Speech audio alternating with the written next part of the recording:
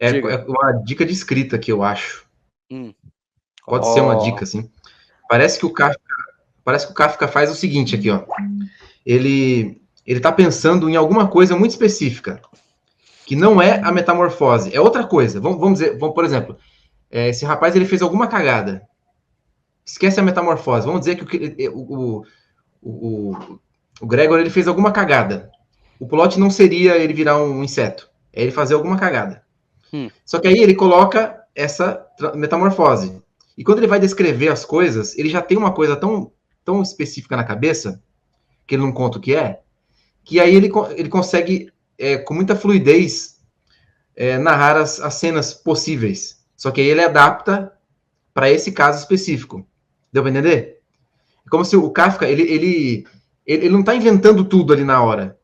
Como seria se o moleque tivesse virado um inseto e aí a família vai interagir com ele? Não, é isso. É isso que ele está mostrando para a gente. Mas ele sabe o que escrever, porque, inclusive, o jeito que é descrita a coisa, né? Ninguém questiona porque que ele virou, ninguém fica assustado com o fato dele ter virado uma barata. Não. Ou um inseto. Eles ficam. Não, peraí, deixa eu terminar. Eles ficam assustados com o fato dele ter virado. Isso. Dele ser uma barata, mas não porque aquilo aconteceu, assim, tipo, caramba, como será que isso aconteceu? Meu Deus, eles não ficam curiosos. Eles olham pra ele como se ele fosse um culpado, assim. Sim. Tipo, o que você fez? O que você tá fazendo? Tá ligado? Como se tivessem pego ele fazendo alguma coisa. Sim. É por isso que ele fica tentando encontrar uma desculpa para ele mesmo, assim, não vai dar certo, não sei o que lá. Ele parece que ele não tem noção, é estranho, assim, que ele não tem noção da situação que ele tá. É como se não fosse tão terrível quanto é. Terrível nesse sentido, né, de ser uma parada que não tem volta. Ele virou um inseto. Mas ele não se comporta assim, nem a família dele. É claro que quando eles olham para ele é um inseto. Mas parece que o que aconteceu foi outra coisa. Tá? Parece que ele fez alguma cagada. Você vê as reações? É quase como se ele tivesse feito mesmo, tivesse culpa naquilo. Imagina que ele tivesse cagado nas calças mesmo.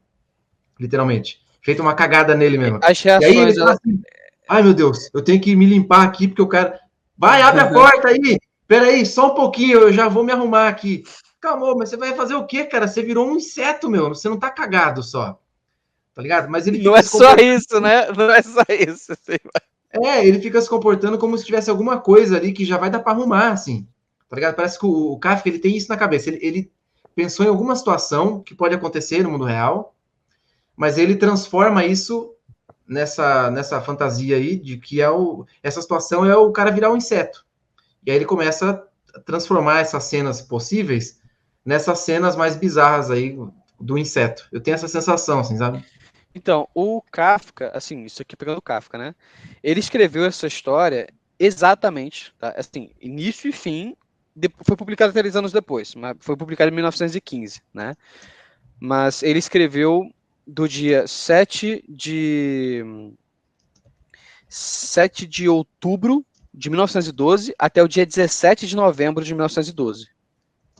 Sim, uns 20 dias, saca? Em 20 dias ele escreveu a história, do início ao fim, né? Disse que não estava satisfeito com o fim, mas publicou. Publicou em 1915, falou, o final ali não estou satisfeito, né? Mas aí chegou até 1924 e também não mudou. O livro estava publicando, ganhou prêmio, tudo, e ele não mudou nada. Né? Mas enfim. E assim, ele falava, ele era muito fã, muito. A grande inspiração literária dele é o Flaubert, autor de Madame Bovary, de Salambô, de Três Contos, de Dicionário das Ideias Prontas, que é muito bom, é um livro muito, muito bom. E assim, o Flaubert tem aquele culto do artista, sabe? Que o artista, ele trabalha muito, tenta muito, e ele trabalha tanto com o inconsciente quanto com o consciente. Então a obra dele tem que ser genial, conscientemente e inconscientemente.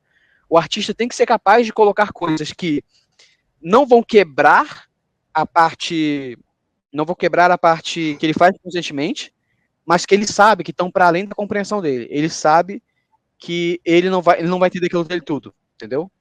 É como se ele estivesse escrevendo também para ele, como se ele também, depois de terminar a obra e ler depois de muito tempo, ele lê e fala, caraca, isso aqui, sabe, me parece que é isso aqui, eu nem sabia, eu botei isso aqui, mas eu não sabia. entendeu? E assim, o Kafka, irmão, ele copia o Flaubert no estilo de escrita e até nos procedimentos. A rotina do Kafka que ele fazia, que ele mandava cartas lá para uma menina que ele gostava, que era amante dele, enfim, era assim, era quase que a mesma do Flaubert, só que misturando com exercícios pelados. Realmente, ele fazia exercício nu com janela aberta de noite. Ele tinha essa parada.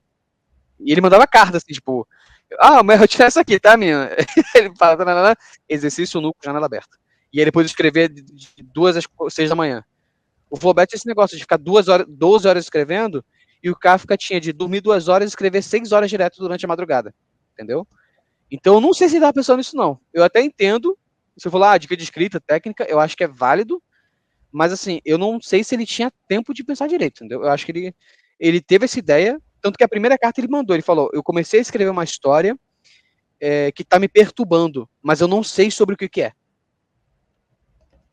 Entendeu? Ele manda a carta pra menina. No dia 7 mesmo, eu comecei hoje a escrever uma história que eu não sei do que é, mas tá me perturbando e eu preciso escrever. Ele parece ser um cara que tinha uma visão muito diferente do mundo e sabia como expressar ela.